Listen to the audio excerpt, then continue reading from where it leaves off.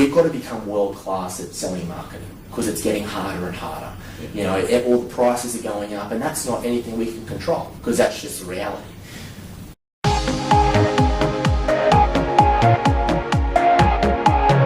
Hi, it's Panos here. I've got with me Mitch Peereboom. Have I said it right? Absolutely, mate. Got it right. Okay, I'm really pumped today because normally we have seven-figure attraction agent systems, but Mitch does an interesting role.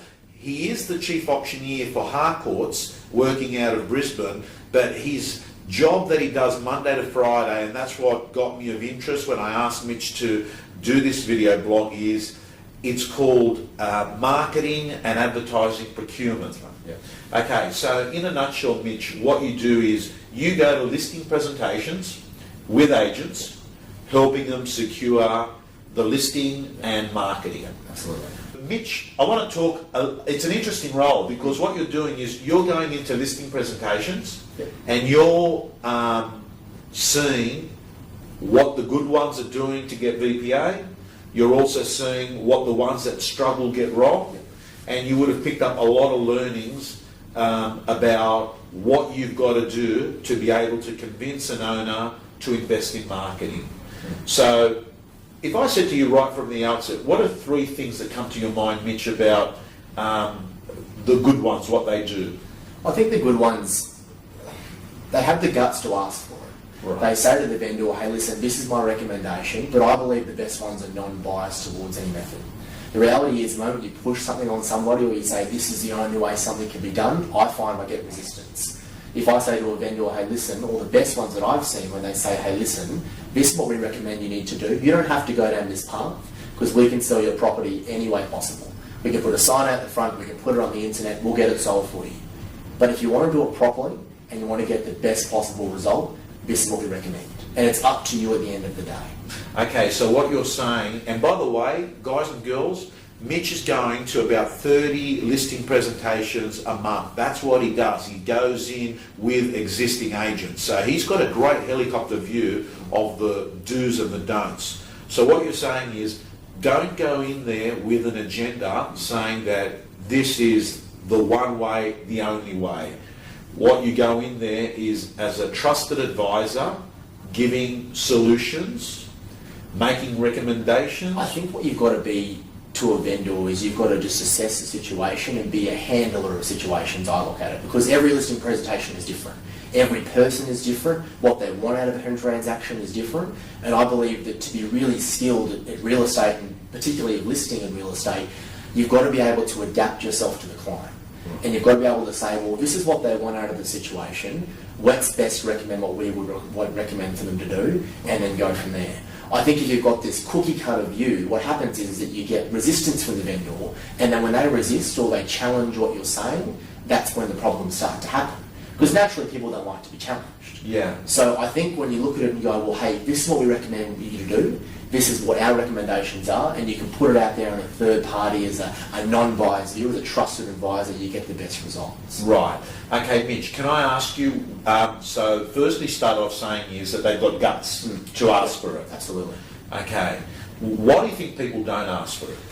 I think knowledge in real estate, and it might sound a little bit silly, but knowledge can actually be your enemy in a lot of ways. I did my first listing presentation when I was 18 years old. I had my real estate license for a week. I had been working with somebody in Harcourts by the name of Ben Brady, who I did my training with since I was 17 onwards, and I did a lot of training on license. So I would follow him around or follow agents around to their listing presentations, and I watched what they do, I watched what I like, I watched what they didn't like. My first one, I just believed that everybody went in and asked for an auction and asked for big marketing. And I had a naivety, I believe, when I asked for it. Right. In that I didn't think the questions were silly, or I didn't think, I was going to get anybody offside. I just said, well, this is what we do. Would you like to do it? Right. And my first presentation, I'll never forget it, I got an auction and we got $12,000 marketing in the Courier Mail because all I did was ask for it, and I believe it was my naivety that got me there. Okay, so you've raised, and this is a bit of a breakthrough, because what you're saying, Mitch, is what you believe, whether it's true or not, is really irrelevant, because what you believe is the way you conduct yourself and the way that you behave yourself. And what you're saying is, when maybe you start to get too knowledgeable and you might actually change that approach. So, why does someone change their approach? Is it that they've had a bad, they've had a bad? Yeah, I think, and the biggest thing I learned is you can't get every kick in a football game. Right. But the thing is that, if someone gets a bad experience with a vendor that tells them, no, I want you to pay for the marketing, or, hey, I want you to cut your commission, or I'm not going to go to auction because I saw a bad one down the road, you can become very, I believe, closed to presenting it again because you're afraid you're going to lose listing. And I believe that if you have the naivety to go in and say, well, I'm going to give them all the options, I'm going to be the professional here and try and get a good outcome, you're going to win more than you lose. Right. And sometimes you've got those clients you can't move. Yeah. But if you ask, the stupidest question I always say is the one that isn't asked. Right. And I believe that we get caught up in, well, what if they ask me, what if they ask me to pay for the marketing? Or what if they say the paper doesn't work? Or what if they say they've seen an auction fail time and time again? And we believe the green-eyed monster's behind the door and walk into a property. Yeah. And we're just thinking this vendor is going to hit me up with question after question. I'm not even going to bring it up. Right. And if they say they want to price it, then we'll price it. If they say they don't want to do marketing, I won't talk about it. And if they say they want me to cut my commission, I'll say I'll ask my principal. Right. And it becomes that snowball effect, I believe, of being afraid to ask the questions. Right. And I train on it all the time in Harcourts, is that I believe we've got to be a bit naive and say, let's just ask the questions and see what happens. Okay. And to get the results. Okay, so takeaway point number one is ask the questions, have the courage. Don't fail because of fear. I want to ask you, Mitch, are there other things that you notice that are successful in helping a vendor start seeing the value proposition in marketing? I think with marketing, you've got to set it up. It can't be, hey, look, this is our marketing packages. Here's our gold, silver, bronze. Here's each figure. This one's 5,000, this one's 9, this one's 12. Because the reality is, the moment they see that figure, they hone in on it.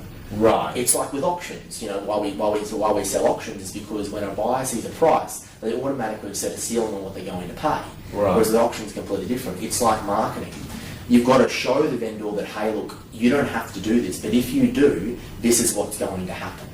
And I believe the breakthrough point with showing people marketing is war stories. And if you don't have your own, steal some other people's war stories. Okay, so let's talk about war stories. Yeah. What are war stories? War stories are actual situations that have happened to you or you've heard about happening in real estate that you can tell a vendor, hey, look, this is what happened when we did this. Or this is what happened when we did this.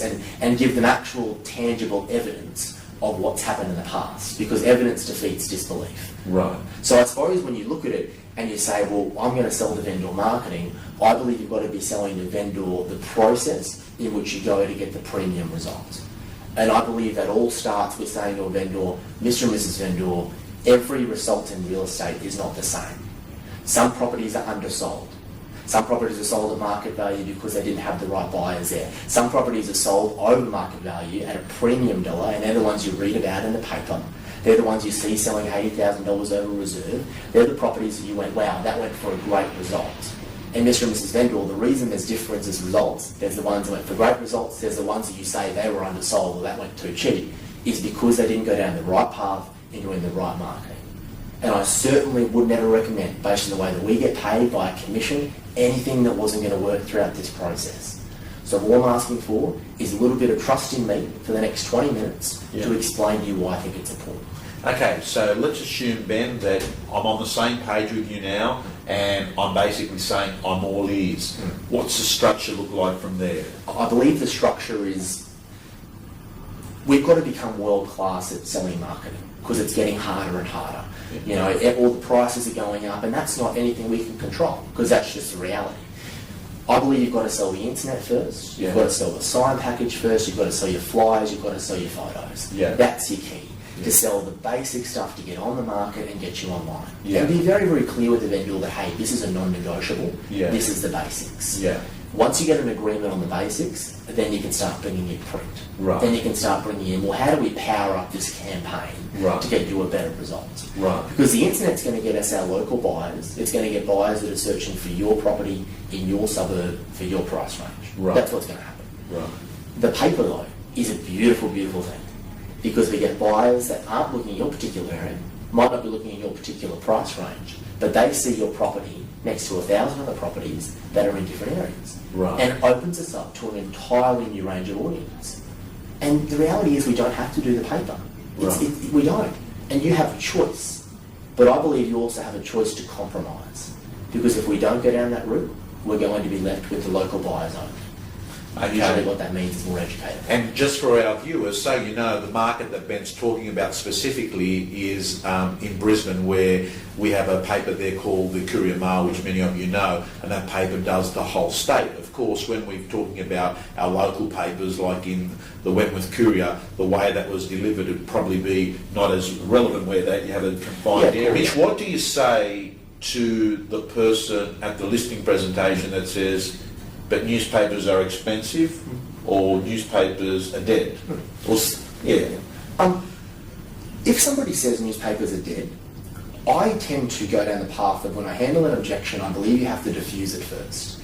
Because the moment you get an objection, you come back with a quick answer, well, 40% of our buyers come from the newspaper or something, you automatically enter into confrontation. Yeah. If you go down the path and say, you know what, newspapers, okay, in 20, 30 years, will they still be here? We don't know. It's ever changing. But the reality is that the reason the paper continues to be strong every week in, week out is because people still read it.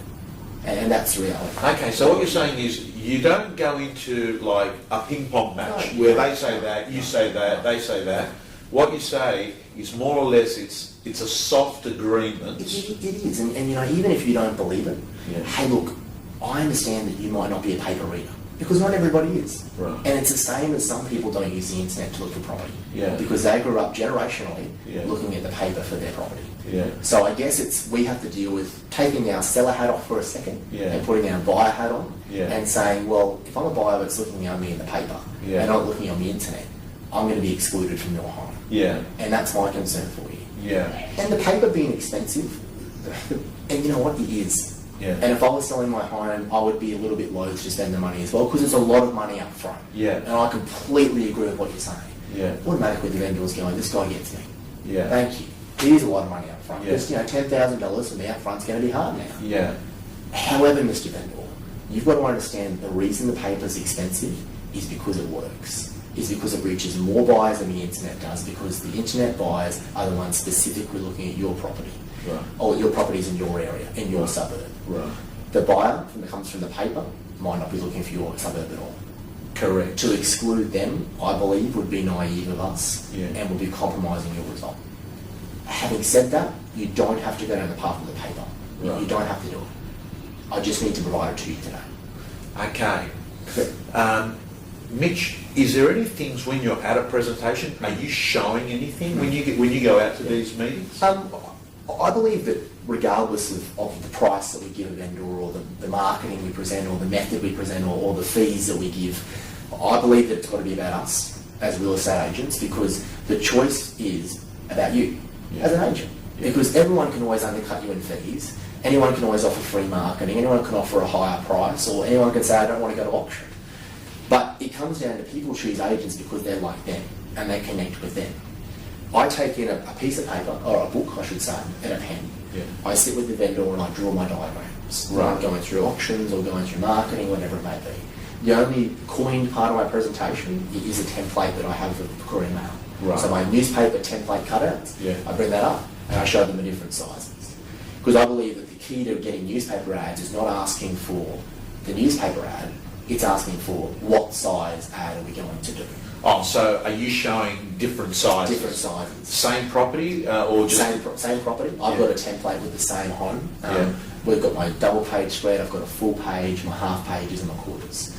So that's basically all I'm saying. Okay, well to me that's very powerful, because that's a bit like evidence-based type selling. You're creating evidence and you're saying to them, well, you tell me what looks better, and they're seeing it with their own eyes. They are, and I think the key to marketing is, and I've told vendors before, hey look, when they go for the smallest ad, I know it's because they know it's cheapest. Right. But I go, the reality is your buyer going to perceive that your property sits in the right value range of that ad size? Right. The reason I bring this out today is to explain to you that there are different sizes of ads. And for your particular property, if you're a buyer, putting the price aside, which size of ad do you think would best suit you?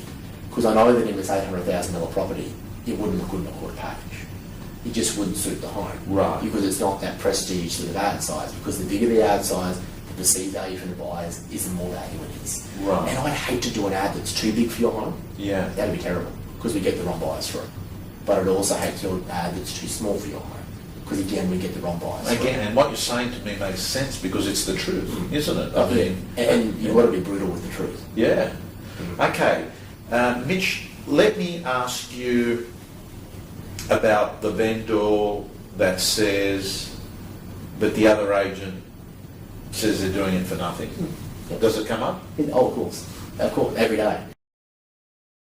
A lot of the stuff you said with me really resonates, and particularly about the going in there with a pen and paper and appearing as an architect that's just working. When you're told that things aren't looking good, you can actually start looking backwards in your life. And what I say is it's a very good exercise to reverse engineer your life. In your last hour, in your last day, what would you say? Did I live a lie? Did I actually live someone else's life?